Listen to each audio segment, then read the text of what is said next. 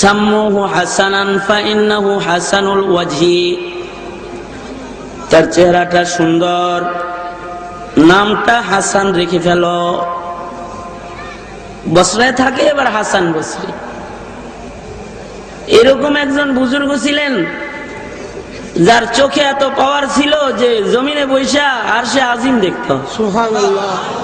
কানে এরকম পাওয়ার ছিল, আল্লাহরে ডাকলে আল্লাহ ডাকের উত্তর দিত, এটাও শুনত।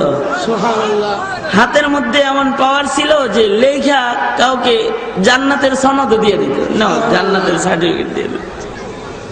আপনারা মনে মনে ভাবতে পারেন এত পাওয়ার আবার কেমনে হয়? হয় তো, সবার চোখ এক, সবার হাত এক, সবার পা এক।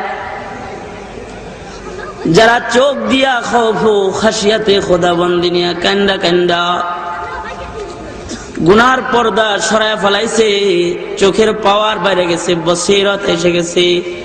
এবার অমন চোখের পাওয়ার বেশি, চোখ দিয়ে জমিনে বৈশা আসমানের দিকে তাকাইলে আকাশের সব দরওয়াজা গুলা একটা একটা করে খুলে যায়, সব ডাইরেক্ট দেখা যায়। আপনি যে কাগজে লেখা জান্নাতের একটা সনদ আমাকে দিয়েছেন, এই কাগজের টুকরাটাও হাসান, নিজের হাতে আপনি আমার কাফনের কাপড়ের ভিতরে দিয়ে দিবেন। সবাই চলে আসবেন, কাগজটা আমার সাথী হবে, আখিরাতের সাথী, কাগজটা আমার আখিরের সাথী। সওয়াল জবাবের জন্য ফেরেশতা আসলে কাগজ শো করব, আমি জান্নাতি, অত প্রশ্ন উত্তরের দরকার নাই। এই কাগজটা মিজানের পালার সামনে দেখাবো, আল্লাহর বিচারের দিনে আমি দেখাবো, আল্লাহ দেখো হাসান বসরি কিন্তু আমাকে জান্নাতের সনদ দিয়েছে, ও মালিক দাও, তুমি আমারে মাফ করে দাও। হাসান বসরি গো, এই কাগজটা আপনার হাতের লেখায়, সনদটা হলো আমার জান্নাতে যাওয়ার রাস্তা, এটা দিয়া দেখা দেখা আমি জান্নাতে চলে যাব।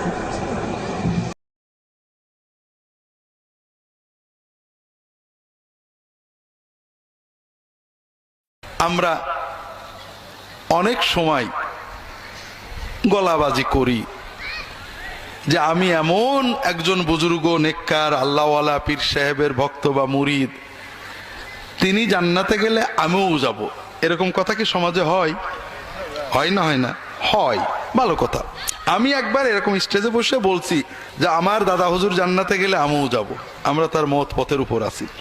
তা কোন একটা যুবকেরা তো একটু দুষ্ট হয়, বলছে যে হুজুর আপনার দাদা শ্বশুর দাদা হুজুর যে জান্নাতে গেছে আপনি দেখে আছেন তো? কথা বোঝেন? কোন মানুষ যে জান্নাতে গেছে আমরা কি করে বলবো? আমাদের কোরআন এবং সুন্নাহর আলোকে আমাদের ইমাম আবু হানিফা রাহমাতুল্লাহ আলাইহি নিজে লিখেছেন, আবু হানিফা রাহমাতুল্লাহ আলাইহির আকীদা ব্যাখ্যা করে ইমাম তাহাবী লিখেছেন, যার নাম কোরআনে অথবা হাদিসে নেই, যার ব্যাপারে আল্লাহ কোরআনে অথবা হাদিসে নাম ধরে জান্নাতে যাবে এরকম বলেননি। এইরকম কোন মানুষকে নাম ধরে সাক্ষী দিয়ে নিশ্চিতভাবে বলা যাবে না যে ওই লোকটা জান্নাতে যাবে, যত বড় আমল হোক। আমরা আশা করব যে আল্লাহ যদি কবুল করে উনি জান্নাতে যেতে পারে। কথা বোঝেননি? কাজেই কার ইবাদত আল্লাহ কবুল করেছে আমরা কেউ জানি না। লক্ষ কোটি কারামত সহ জাহান্নামে যাবে আল্লাহ কোরআনে বলেছেন।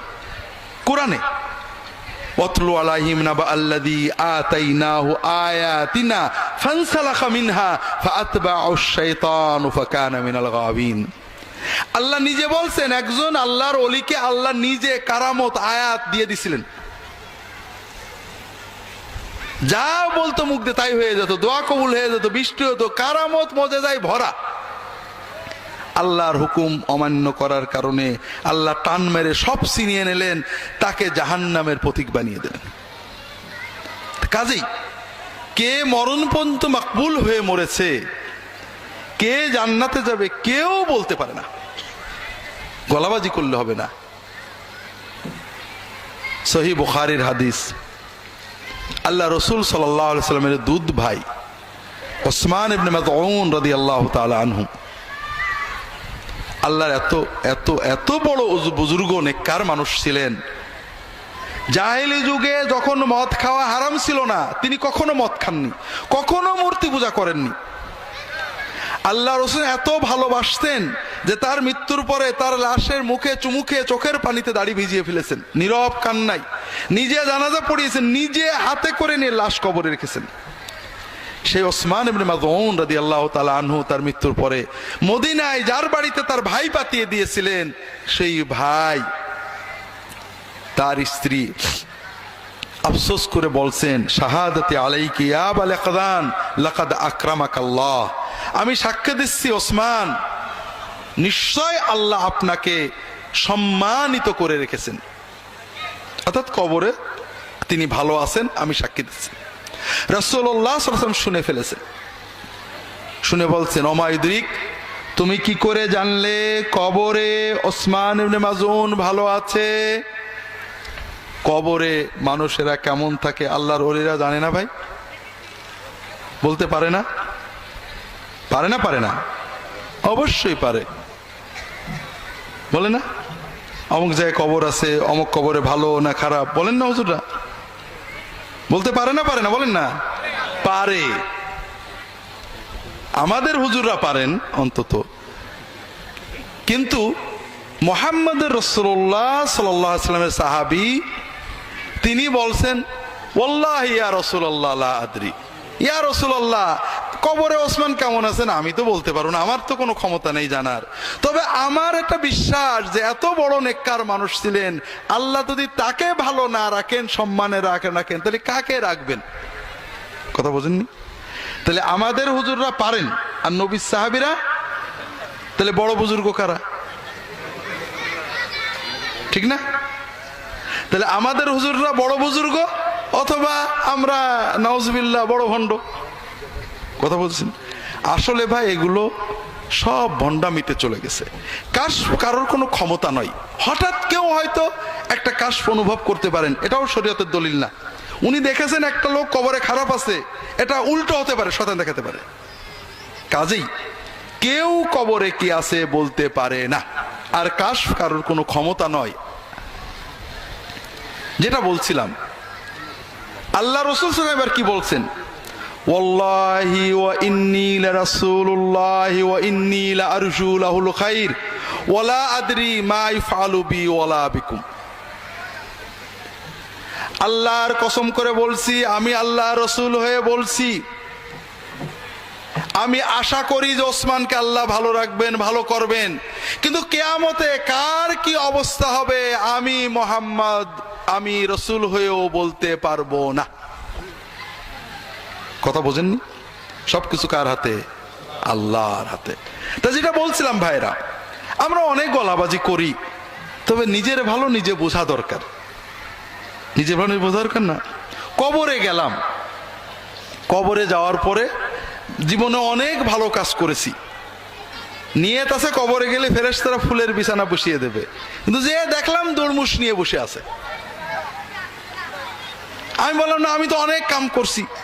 ফেরেশতারা বললো, যা করেছো উল্টো হয়েছে, সব শিরক কুফর বেদাত হয়েছে, তোমার এখন দুর্মুষ। তোলে না, আমার হুজুর বলে দিছিল তুমি ডাকলে আমি শিওরে আসবো, এটা আমার হুজুরে ডেকে দাও, শিওরে আসবে। হুজুর আসলো না। তখন আপনি বললেন যে না, আমার কোনো দোষ নেই, আব্দুল্লাহ জাহাঙ্গীর এত বড় পীর সাহেবের জামাই, মদিনায় মক্কায় পড়া, আমি তার কথা মতো, আমার কোনো দোষ নেই, আমার তুমি ওর ধরোগে। তখন ফেরেশতা তো আপনাকে রেখে চলে যাবে নাকি? তখন আপনি বললেন ঠিক আছে, আমার ভুলই হয়েছে, শুধু শুনে ঠিক হয়নি, শোনার সাথে আসলে আল্লাহর কথা, নবীর কথা পড়া দরকার ছিল, কে ঠিক বলছে কে ভুল বলছে অন্তত বোঝা দরকার ছিল, এটা ভুল হয়েছে ভাই, এবারের মতো মাফ করে দেয়, এইবার দুনিয়ায় পাঠায় দেয়, এবার যদি কোনো আবার ভুল করি আবার সাইজ করো, দুনিয়ায় তো আবার দিয়ে দেবে ফেরেশতারা। তো ভাইরা, একটাই জীবন, আল্লাহর কোরআন নবীর হাদিস যেটা বলছে এটাতে কারোর কোনো সন্দেহ নেই, আছে নাকি? আর হুজুররা এক একজন এক একটা বলছেন, একজন বলছে ভুল, একজন বলছে ঠিক, সন্দেহ আছে। তো জীবন একটাই, রিস্ক নেব কেন? কথা বোঝেন না? কেউ বলছে যে এই ব্যাংকে টাকা খাটা নিশ্চিত পাবি, কম হোক বেশি হোক, আর বলছে ওই যে কাজলের ওখানে দে অনেক পাবি, কেউ বলছে দিস নিয়ে মার যাবে। আপনি যদি সত্য বুদ্ধিমান হন কোথায় দেবেন? ব্যাংকে দেবেন। তো ভাইরা, আল্লাহর কোরআন যেটা বলছে, রাসূলুল্লাহ হাদিস যেটা বলছে, এটার ব্যাপারে কোনো সন্দেহ আছে নাকি?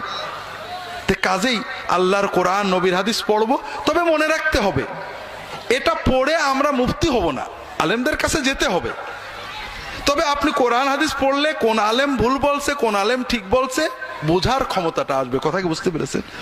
এজন্য আমরা কোরআন পড়বো, কোরআনকে সামনে রাখবো। কোন পীর জান্নাতে যাবেন কে যাবেন না আমরা জানি না, কিন্তু কোরআন পীর যে জান্নাতে যাবে এবারে সন্দেহ আছে কারণ?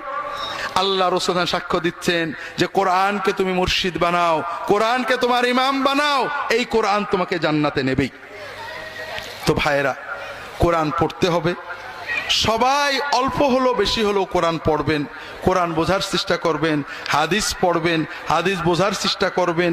পাশাপাশি আলেমদের সহবতে যাবেন, আলেমদের মহব্বত করবেন, আলেমদের সমালোচনা করবেন না। কথা কি বুঝতে পেরেছেন? আমরা কোরআন পড়ি না, আগেই বলেছি, হাদিস পড়ি না, গতানুগতিকতায় চলি। যারা একটু পড়েন, পড়েই সমালোচনা শুরু করেন। আমি নিজে ভুক্তভোগী, যেহেতু আমার বই লোকে পড়ে, যেখানে যাই অনেকেই দেখা করেন শিক্ষিত মানুষ, হুজুর আলেমরা কিচ্ছু বোঝে না। তা আলেমরা বোঝে না আপনারা কি করে বললে বুঝলেন? আমার বই পড়ে অমকের বই আমি সব বুঝলেন, আর আলেমরা সারা জীবন কোরআন পড়ে কিছু বুঝলেন না। আমার সাথে বিরোধিতা করে বলে আর আমরা কিছু বুঝলো না। না, আপনারা আলেমদের মহব্বত করবেন, সাথে যাবেন। আলেমরা যদি বোঝেন ভুল বলছে, আলেমদের আদবের সাথে বলবেন যে হুজুর আপনি যেটা বললেন এই হাদিসে মিলছে না, হুজুর আমাদের বুঝাই দেন ভালো করে। আলেমদের দেওয়ালে পিঠবা দিয়ে দেন, তাদের পড়তে বলেন, তাদের পড়ে বুঝাতে বলেন। তাদের আন্দাজ কথা মানবেন না, কিন্তু আলেমদের সমালোচনা করে লাভ নেই। কারণ আলেম আপনার দিনের জন্য জীবন কাটিয়েছেন, ভুল করতে পারেন, আপনি তার ভুল ধরে দেন, পিছনে সমালোচনা করা, রাত দিন আলেমদের বিরুদ্ধে বলা, এটার ভিতরে কোনো খায়ের নেই। কথা কি বুঝতে পেরেছেন? আল্লাহ তাআলা সবাইকে তৌফিক দান করুন, আমিন।